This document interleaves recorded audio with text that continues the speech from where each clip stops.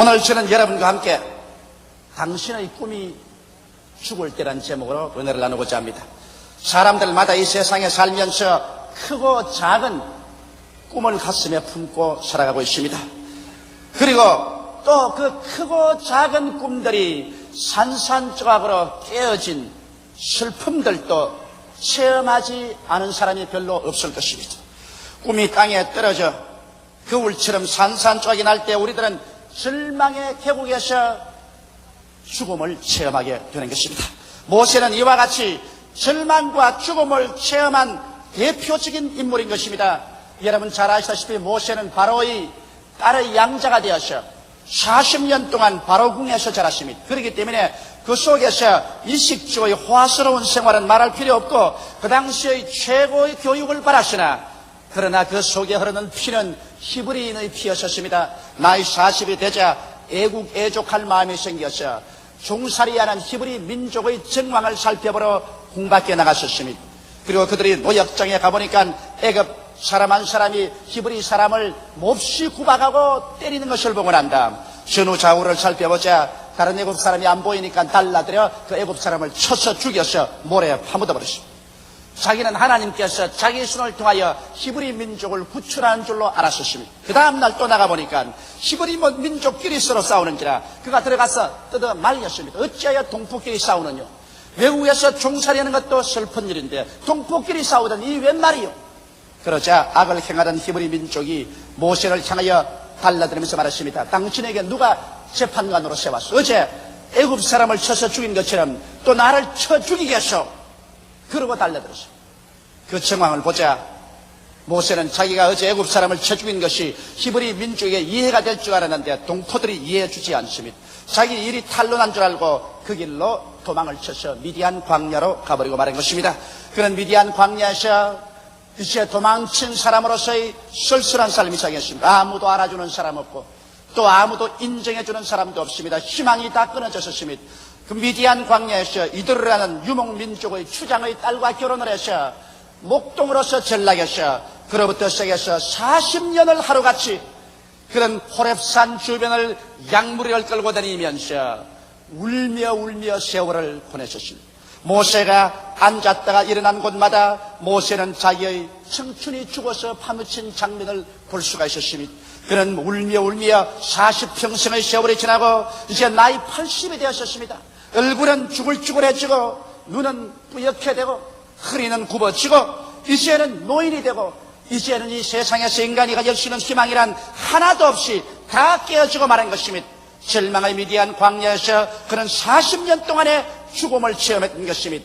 그러한 사람에게도 희망이 있을 것이냐고 물을 것입니다. 그런데 베란간 하룬 호렙산 기슭에서 불타면서 끓이지 않은 가시 있는 굴을 보고 그것을 귀히 여겨서 구경하러 갔다가 그 가시 있는 굴에서 하나님의 소명을 받게 된 것입니다. 40청춘에 이루지 못한 꿈을 하나님께서 80에 다시 부활시켜서 모세를 택하여 지팡이 하나만 짚고 홍해를 건너가서 300만 이스라엘 백성을 구출해낼 수 있는 위대한 하나님의 은총이 그에게 임하였던 것입니다. 우리는 이 장면에서 깨달아야 될 것은 여러분의 생애가 산산조각이 나고 이제 종지부를 찍었다고 생각할 때 그때 절망해서는 안 되는 것입니다. 왜냐하면 우리의 꿈이 깨어지고 우리의 소망이 다 산산조각이 나버리고 우리의 심령이 죽음의 벽에 부딪혔을 때 그때 꿈이 다시 부활할 것을 믿음을 가지고서 참을 수 있어야 되는 것입니다. 우리는 이 위대한 교훈을 아브라함의 가족의 생애 가운데서 알아봐야 될 것입니다. 첫째로 아브라함의 꿈과 그 절망을 우리 한번 살펴보십시다. 아브라함은 우리들의 믿음의 모범이요 사표요 조상입니다. 그렇기 때문에 아브라함에게 일어난 일들은 여러분과 나에게도 크고 적게 일어나게 되는 것입니다. 아브라함은 나이 75세 갈대아 우르를 떠나게 되었습니다. 하나님께서 나타나셔서 아브라함에게 이와 같은 약속을 주셨습니다. 여호와께서 아브라함에게 이르시되 너는 너희 본토 친척 아비 집을 떠나 내가 내게 지시할 땅으로 가라. 내가 너로 큰 민족을 이루고 내게 복을 주어 내 이름을 창대케 하리니 너는 복의 근원이 될지라. 너를 축복하는 자에게는 내가 복을 내리고 너를 저주하는 자에게는 내가 저주하리니 땅의 모든 민족이 너를 인하여 복을 얻을 것이라 하신지라. 이 영광스럽고 찬란한 꿈이 마음속에 넘쳐왔습니다. 75세 된 아브라함에게 이와 같은 위대한 삶의 기회가 다가올 줄은 생각지를 못했었습니다. 그런 꿈이 마음속에 사무쳐 올랐었습니다. 그래서 그는 그의 온 가족들을 다 뒤로 두고 자기의 아내와 함께 손을 잡고 가나안 땅을 향해서 전진해 나간 것입니다. 가나안 땅으로 가는 발걸음마다 그런 꿈이 출렁거렸었습니다. 가나안 땅에 가면 하나님의 영광이 임하고 적과 꿀이 흐르고 거기에서 위대한 나라가 이루어질 줄 기대하고 떠났던 것입니다. 그런데 이 웬 말인 것입니까? 그가 가나안 땅에 도착하자마자 그가 여태까지 가슴 속에 품고 오던 그 모든 꿈은 신기루처럼 사라져버리고 말한 것입니다. 가나안 땅은 가뭄과 흉년이 다가와서 온 천지가 새빨갛게 타버리고 물이란 물의 흐르는 다 말라버리고 말한 것입니다. 데리고 온 짐승떼들은 먹을 것과 마실 것이 없어 다 죽어버리고 말았었습니다. 함께 온 종들도 다 뿔뿔이 흩어져서 살 길을 찾아가 버리고 말한 것입니다. 밥 달라고 우는 조카를 데리고 아브라함은 도저히 생각도 못하고 꿈도 꾸지 못한 애굽 땅을 향해서 그 아내와 함께 살러 내려갈 수밖에 없었습니다. 그리고 그가 애굽 땅에 내려가자 절망은 거기에서 더 무섭게 기다리고 있었습니다. 왜냐하면 바로가 그 사라의 아름다움을 보고서 사라를 취하여 바로의 아내로 삼아버리고 말한 것입니다. 이래서 그는 찬란한 꿈을 안고서 가나안 땅에 왔는데 꿈은 온데간데 없이 사라지고 그 찬란한 꿈 대신에 애굽에 내려와서 쓰디쓴 절망의 꼴짝이어서 죽음의 세월을 보내면서 아내조차 잃어버리고도 말 한마디 못하는 산송장의 삶을 살 수밖에 없었습니다. 아브라함이 겪은 그 마음의 절망이란 우리 말로서 형언할 수가 없을 것입니다. 그리고 아브라함은 그 속에서 죽었습니다. 개인의 꿈이 사라지고 자기 마음의 기대가 사라지고 인간적인 모든 희망과 용기가 다 사라지고 그런 산산조각이 나고 인생으로서의 모든 것이 박살이 나버리고 말았다고 생각한 것입니다. 그러나 때가 이름에 하나님께서 또다시 그 꿈을 부활시켜 주셨습니다. 하나님께서 바로에게 꿈으로 나타나셨습니다. 네가 데려오고 네 사라는 선지자의 아내다. 이는 아브라함의 아내다. 그러므로 아브라함에게 돌려주어라. 만일 돌려주지 않으면 너희 집안에 내가 심판해서 큰 불행을 자초하겠다. 바로가 이 꿈을 꾸고 놀라서 일어나서 아브라함을 불러서 왜 내가 진작 사라를 내 아내라고 말하지 않았는가? 왜 내 동생이라고 말했는가? 그래서 그 아내를 돌려주고 그 아내를 자기가 빼앗은 그 보상으로서 많은 금과 은과 짐승떼와 노비를 주어서 아브라함을 내보냈었습니다. 아브라함은 다시 한번 그 아내를 찾고 많은 금과 은과 짐승과 노비들을 거느리고 애굽에서 나와서 가나안 땅에 올라가서 가나안에서 제단을 쌓고 여호와의 이름을 부르게 된 것입니다. 그래서 하나님께서 아브라함에게 말씀하시기를 아브라함아 내 눈을 들어 동서남북을 바라보라. 내 눈으로 보이는 그 땅을 너와 내 자손에게 주겠다고 약속하신 것입니다. 그래서 아브라함은 가장 무서운 절망의 계곡에서 그 꿈이 다시 부활해 일어나서 그는 가나안 땅에 올라와서 하나님의 능력으로 다시 그 땅을 얻게 됐던 놀라운 종을 받게 된 것입니다. 그러면 우리 두 번째 사라의 꿈과 절망을 한번 살펴볼까요? 여러분 사라는 아브라함을 따라서 갈대아 우르에서 나올 때 그런 사랑하는 자녀의 의미가 될 수 있다는 약속을 받았었습니다. 하나님께서 아브라함에게 말씀하기를 너로 큰 민족을 이루어주겠다 했으니 그 민족을 이루어자면 반드시 자기 몸에서 자손이 생겨야 될 것인 것입니다. 그래서 하루가 여삼처럼 사라는 자녀가 생기기를 기대하셨습니다. 세월은 점점 흘러가셔 가나안으로 온 지 벌써 10년의 세월이 지나가셔 그의 남편의 나이가 85세가 되고 자기의 나이 75세가 되도록 어린애기는 흔적도 없었습니다. 이제는 어린애기를 얻을 만한 그러한 기력도 다 상실하고 마는 것입니다. 거기에서 사라의 꿈은 산산조각으로 깨어지고 마는 것입니다. 한 여인으로서 어린애기를 낳지 못하고 한 가게를 이어주지 못한다는 마음의 수치와 고통은 말로 형용할 수가 없었습니다. 그래서 75세까지 기다린 사라는 이제는 어린애기를 낳을 수 있다는 자신을 잃어버리고 말한 것입니다. 꿈이 산산적으로 깨졌습니다. 그래서 그런 자기의 남편 아브라함을 자꾸 깨었습니다. 내가 자식을 낳을 수 없으니까 내 여종 하갈이라도 첩으로 취해서 첩의 몸에서라도 자식을 하나 얻으라고 했었습니다. 그래서 아브라함은 그 말을 듣고 하갈을 취하여 첩으로 삼고 그 첩에서 이스마엘을 얻게 되었으나 그때로부터 시작해서 가정의 풍파는 그치지 않았었습니다. 어린애기를 낳은 하갈은 그때로부터 자신을 얻고 어깨에 힘을 주고 그 주인인 사라를 무시하고 멸시했습니다. 그 결과로 가정 풍파가 끝이 없고 사는 것이 아니라 마치 전쟁 상태의 노인 같았습니다. 하나님 주옵소서. 아브라함은 사라와 약속해서 하갈과 이스마엘을 집에서 내어 쫓는 길밖에는 다른 도리가 없었습니다. 그런 가정적인 필요까지 체험한 것입니다. 그래서 첩에서 어린애기를 낳아서 자기의 이물을 다하려던 사라의 꿈은 산산적으로 깨어지고 쓴 분노와 눈물밖에 남은 것이 없었습니다. 그리고 세월이 지나갔었습니다. 이제 모든 것은 끝장났었습니다. 이젠 자식을 얻겠다는 꿈은 산산조각이 나고 마른 것입니다. 그와 함께 사라의 모든 희망도 사라져버리고 마른 것입니다. 아브라함은 나이 99세가 되고 사라의 나이 89세가 되었을 때 주님께서 찾아와서 그 꿈을 부활시키려고 하셨습니다. 성경에 보면 창세기 18장 12절로 15절에 사라가 속으로 웃고 이르되 내가 노쇠였고 내 주인도 늙었으니 내게 어찌 낙이 있으리요. 여호와께서 아브라함에게 이르시되 사라가 왜 웃으며 이르기를 내가 늙었거늘 어떻게 아들을 낳으리요 하느냐. 여호와께 능치 못한 일이 있겠느냐. 기한이 이럴 때 내가 내게로 돌아오리니 사라에게 아들이 있으리라. 사라가 두려워서 승인치 아니하여 가로되 내가 웃지 아니하였나이다. 하라사대 아니라 내가 웃었느니라. 하나님께서 아브라함과 사라에게 와서 이제 곧 아들이 있겠다고 말하니까 아브라함도 엎드려서 웃었습니다. 하나님 이스마엘이나 살게 하여 주옵소서. 사라는 말할 필요 없이 천막 뒤에 숨어서 웃었습니다. 나 같으면 이제 89살이나 된 사람이 아들을 낳다니 그런 웃기는 말씀을 어떻게 하시옵니까? 그렇게 했습니다. 그러나 가장 절망의 어두운 골짜기였어요. 하나님께서는 그들에게 아들을 주겠다고 약속을 하시고 난 다음 아브라함의 나이 100살이 되고 사라의 나이 90이 되었을 때 하나님의 축복으로 말미암아 그들은 아들을 낳았으니 그 이름이 바로 이삭인 것입니다.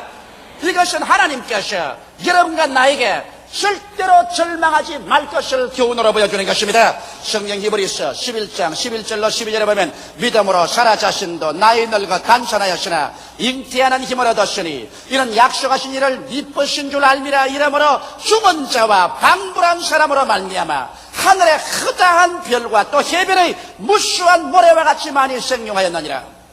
여러분과 나의 꿈이 깨어지고 우리의 희망이 산산조각이 나서 우리의 삶이 죽은 자와 방불한 사람처럼 될 때도 낙심하지 말아야 되는 것입니다. 죽은 자를 살리시며 없는 것을 있는 것까지 부르시는 일을 하나님으로 믿으시면 우리 스스로가 주님께 나와셔서 우리 자신이 죽은 자와 방불한 인생같이 되더라도 우리가 낙심하지 말고 기대를 저버리지 않고 주님 앞에서 기다리면 아브라함에게 부활을 주신 하나님, 사라에게 부활을 주신 하나님께서 여러분과 나에게도 위대한 부활을 주셔서 꿈이 이루어지게 만들어 주시는 것입니다. 나는 세 번째로 가장 큰 죽음, 가장 큰 축복에 관해서 말씀하고 싶습니다. 이것은 아브라함과 사라에게 동시에 다가온 일인 것입니다. 그들은 소망의 꽃으로서 이삭을 가지고 있었습니다. 이삭은 날로 자라서 이제는 금지 옥엽받고 눈에 넣어도 아프지 않게 성장했었습니다. 그리고 아브라함의 모든 꿈과 사라의 모든 꿈이 이삭에 총집결되어 있었습니다. 그럴 때 청천벽력 같은 꿈을 깨뜨리는 하나님의 음성이 들어왔습니다. 아브라함아, 내 사랑하는 독자 내 외아들을 데리고 모리아산에 가서 그를 잡아 제물로 드리라. 인간의 꿈이 여러분 깨어진다 해도 이처럼 처참하게 깨어질 수가 없습니다.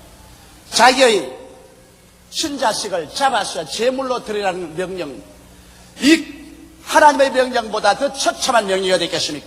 그러나 여기 아브라함은 조금도 자기 스스로의 생각에 굴하지 아니하고 곧장 그 아들의 나무를 짊어지고 그 한 손에 불을 들고 한 손에 칼을 들고 사흘 길을 걸어서 모리아산에 가서 짐승과 종들을 두고서 아이와 함께 내가 제사를 지내고 오겠다고 모리아산으로 올라가게 된 것입니다. 올라갈 때 이삭이 질문했으나 아버지, 장작도 있고 여기 불도 있고 칼도 있는데 제물로 드릴 어린 양은 어디 있나이까? 이 말을 들었을 때 아브라함의 한담이 서늘하고 억천간장이 무너지지 않았겠습니까? 그러나 아브라함 말했습니다. 이 사람아, 제물로 드릴 어린 양은 하나님이 친히 예비하신다. 그리고 산에 올라가서 그 아들과 부지런히 제단을 쌓았습니다. 제단을 다 쌓고 난 다음에 아브라함은 이삭에게 말했습니다. 이삭아, 하나님께서 너를 잡아 제물로 드리라고 그랬다. 천지를 지으신 하나님의 명령이니 내가 어찌 거역하겠는가? 또 하나님께서 나의 후손은 너로 말미암아 나겠다고 하셨으니 내가 비록 너를 잡아 죽일지라도 하나님께서 잿더미 속에서 너를 다시 부활할 줄 나는 믿고서 너를 제물로 드려야만 하겠다. 이삭은 순순히 순종했습니다. 그래서 아브라함은 이삭을 묶어서 그 제단에 얹어놓고 난 다음에 그런 칼을 빼어들어서 높이 쳐들어 그 아들 이삭을 내려치려고 하는 것입니다. 여러분, 이와 같은 것이 가능할까요? 나는 자신 없습니다. 거기에서 아브라함이 믿음의 조상이 될 만한 자격이 있습니다. 우리 범인들은 결코 그렇게 할 만한 용기가 없습니다. 차라리 천당 본부에 못 들어가고 문지기가 될지언정 하나님 이것만은 면해 주시옵소서. 아마 틀림없이 그렇게 했을 것입니다. 그러나 여기 아브라함은 하나님의 명령이면 자기의 외독자 이삭까지라도 스승치 않고 바치는 위대한 믿음의 사람이었습니다. 나는 이 믿음에 대한 이야기를 읽을 때마다 마음속에 감격하고 감동되지 아니할 수가 없습니다. 아브라함이 막 칼로스들이 치려고 할 때 하늘에서 천사의 음성이 들려왔습니다. 아브라함아, 아브라함아, 내 아들에게 해치지 말라. 내가 내 독자 내 외아들이라도 아끼지 아니하신즉 참으로 이제 하나님 사랑한 줄을 아노라. 그러므로 하나님께서 그때 하나님의 이름을 두고 맹세해서 가라사대 내가 내게 복주며 복주고 너를 번창케 않고 번창케 하라고 말씀하신 것입니다. 여기에서 가장 큰 죽음에서 가장 큰 부활의 연총이 그에게 임하게 된 것입니다. 여러분, 이 이야기를 통해서 보게 될 때 여러분과 나의 생애 속에 우리가 받을 위대한 교훈이 있습니다. 여러분과 내가 죄를 회개하고 예수를 구주로 믿을 때 성경은 말씀하기를 모두 다 아브라함의 자손이 되었다고 말씀하는 것입니다. 하나님께서는 아브라함을 우리 믿음의 조상으로 삼은 이상 아브라함을 섭리하시고 인도하신 그 하나님께서는 믿음의 후손인 여러분과 나에게도 그와 같은 원리를 가지고서 주님께서 섭리하시고 돌보아 주시는 것입니다. 이렇기 때문에 우리가 이 세상에 살면서 하나님을 섬기고 그 나라와 그 일을 먼저 구하며 하나님께서 말씀과 성령으로 여러분과 나의 가슴 속에 찬란한 꿈들을 넣어주시는 것입니다. 하나님께서는 주의 백성치고 꿈이 없이 살기를 원하지 않습니다. 성경은 말씀하기를 말세 남종과 여종에게 성령을 부어주리니 너희 늙은이들은 꿈을 꾸고 젊은이들은 환상을 볼 것이라고 말한 것입니다. 영혼이 잘됨같이 범사에 잘되며 강건할 꿈과 환상을 가질 수가 있을 것이요, 구원의 꿈이 있고 성령 충만의 꿈이 있으며 치료의 꿈이 있고 축복의 꿈이 있으며 영원한 영광에 들어갈 꿈이 있는 것입니다. 그러므로 우리는 크고 작은 꿈들이 말씀과 성령을 통해서 우리의 가슴 속에 가득하게 되어지는 것입니다. 그러나 한 가지 우리가 알아야 될 것은 꿈이 인간에게 접붙여질 때 인간은 그 소망이 이루어지기 전에 먼저 죽음을 체험해야 된다는 것입니다. 이것을 우리 예수 믿는 사람은 알아야 되는 것입니다. 꿈에 도달하기 전에 반드시 그 사이에는 죽음의 계곡이 있다는 것을 잊지 말아야 되는 것입니다. 여호와는 나의 목자시니 내게 부족함이 없지만은 잔이 넘치는 생활로 건너가기 위해서는 그 사이에 사망의 엄침한 골짜기가 기다리고 있다는 것을 알아야 되는 것입니다. 아브라함도 그 죽음의 골짜기를 지나셨습니다. 사라도 그 죽음의 골짜기를 지나셨습니다. 이삭도 그 죽음의 골짜기를 지나셨습니다. 여러분과 나도 예수를 믿고 하나님의 약속과 영광에 도달하기 전에 반드시 심한 죽음의 골짜기를 지나서 내 희망이 다 깨어지고 이제 모든 것은 절망이로 하는 그러한 산송장이 되는 그런 느낌, 마치 죽은 자와 방불하게 되는 그런 느낌, 이와 같은 것을 체험하게 된다는 것입니다. 이러한 죽음의 골짜기를 지나갈 때 여러분과 내가 낙심하지 말아야 되는 것입니다. 이것이 반드시 하나님의 그런 섭리인 것입니다. 왜 죽음의 골짜기를 지나가야 할까요? 첫째로 하나님께서는 여러분의 꿈이 깨어질 때 여러분의 육신의 자아도 깨어지게 만들어 주시는 것입니다. 여러분, 인간이 깨어지지 않은 상황에서 꿈을 이루어지면 옛날에 아담과 하와가 교만했듯이 우리가 교만해져서 또다시 마귀를 정죄하는 정죄에 떨어질까 위험한 것입니다. 이렇기 때문에 하나님께서는 여러분과 나에게 꿈을 이루기 전에 반드시 교만의 가시를 뽑아야 되는 것입니다. 내가 했다, 나를 보라, 내가 얼마나 위대하냐. 교만의 가시를 깨뜨리기 위해서, 교만의 가시를 뽑아버리기 위해서 꿈이 이루어지기 전에 여러분과 나는 사망의 골짜기를 지나서 자아가 깨어지는 체험을 해야만 되는 것입니다.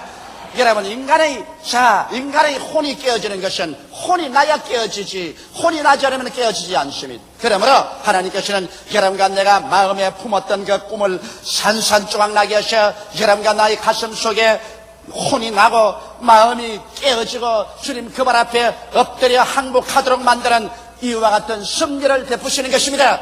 이렇기 때문에 크고 작은 꿈이 다가오면 크고 작은 죽음이 여러분과 나를 위해서 기다리고 있다는 사실을 잊지 말고, 여러분과 내가 사망의 엄침한 골짜기를 지날 때 이상한 일 당하는 같이 하나님을 원망하거나 탄식하지 마십시오. 원망하거나 탄식하는 사람은 자격을 상실해버리고 마는 것입니다. 깨어질 때 감사함으로 그 발 앞에 엎드려 깨어지는 것이 좋습니다. 둘째로, 여러분, 우리가 사망의 엄침한 골짜기를 지날 때 순종을 배웁니다. 성경에는 말씀하기를 하나님의 아들 예수 그리스도라도 그 고난을 통하여 순종함을 배웠다고 말한 것입니다. 하나님께서는 여러분과 나의 꿈이 이루어지기 전에 고난을 통해서 우리가 깨어지게 하심으로 하나님 앞에 절대 순종할 것을 가르쳐 주시는 것입니다. 여러분, 아브라함과 사라의 마지막 순종을 보십시오. 그 외독자, 그 외아들을 모리아산에 제물로 드리라고 말할 때 두말하지 아니하고 순종한 것을 보십시오. 우리는 고난을 통하여 깨어짐으로 말미암아 비로소 순종함을 배우는 것입니다. 오늘 자녀 교육에도 너무 자녀 좋다고 해서 금지옥역으로 사랑만 하고 좋은 일만 해주면 나중에 그 자녀 고집을 길러서 이 사회에 나가서 살 수 없는 위기주의자가 되게 만들어버리고 마는 것입니다. 그러나 어릴 때 부모가 자녀들이 잘못할 때 채찍을 들고 종아리를 때리고 그를 경계하는 것은 그 고집을 깨뜨려서 순종함을 배움으로 말미암아 나중에 사회에 나가서 법을 준수하고 하나님을 순종하며 살 수 있는 인격자를 만들기 위해서 그렇게 하는 것처럼, 우리 하나님께서는 소망이 이루어지기 전에 고난을 통해서 우리의 고집을 깨뜨리고 절대 순종하는 자로 만들려고 하는 것이기 때문에 고난당할 즈음에 여러분은 마음을 다하고 뜻을 다하고 정성을 다하고 목숨을 다하여 주님께 순복하게 되시기를 주의 이름으로 축원합니다. 셋째로, 여러분 고난을 통하고 사망의 엄침한 골짜기를 통할 때 하나님의 능력으로 꿈이 반드시 부활할 것을 믿고 인내해야만 되는 것입니다. 미리부터 겁을 집어먹고서 모든 것을 포기해버리고 나는 못한다, 나는 안된다, 나는 알 수 없다, 나는 망했다 손을 들어버리는 자는 꿈을 이루지 못합니다. 내 꿈이 하나님의 말씀과 성령으로 말미암아 주어진 것이면 그가 얼마나 내 눈앞에서 산산조각이 날지라도 무덤에 들어간 나사로를 나흘 만에 불러일으키라는 것이는 여러분과 나의 꿈을 하나님의 능력과 하나님의 기적으로 다시 부활시켜 주시는 것입니다. 이러기 때문에 사망의 엄침한 골짜기를 지나서 천지가 캄캄하고 모든 것이 끝장났다고 생각할지라도 여러분의 꿈이 부활할 것을 기대해야 되는 것입니다. 요셉은 형들에게 종으로 팔리고 종으로 팔린 그 자리에서 또다시 억울한 누명을 덮어쓰고 시위대 뜰에 갇혔을지라도 그 마음속에 꿈을 저버리지 않았었습니다.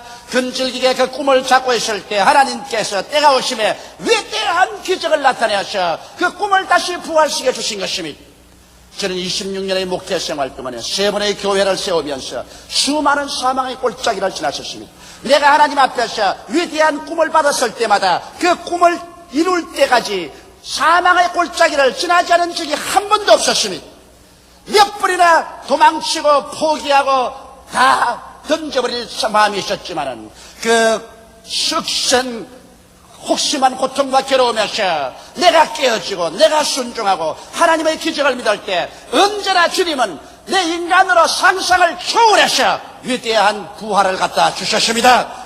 여러분의 꿈이 죽을 때 여러분 자신의 믿음조차 죽어서는 안 되는 것입니다. 여러분의 꿈은 현견할 때 반드시 부활하는 것입니다.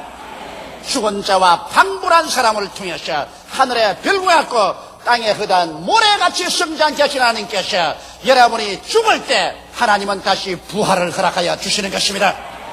다 가지고 예수가 기도드리겠습니다. 살아계신 하나님 아버지, 죽은 자와 방불한 사람을 통해서 하늘의 별과 같고 땅의 모래와 같이 번창식인 것처럼 우리가 꿈이 산산조각으로 깨어지고 우리가 죽은 자와 방불하게 될 때 하나님이여 자아도 깨어지고 절대로 순종하고 꿈이 부활할 것을 믿고 기다려서 하나님의 위대한 기적이 우리 가운데 나타나게 하여 주옵소서. 예수님 이름 받들어 축복하고 기도드리옵나이다. 아멘.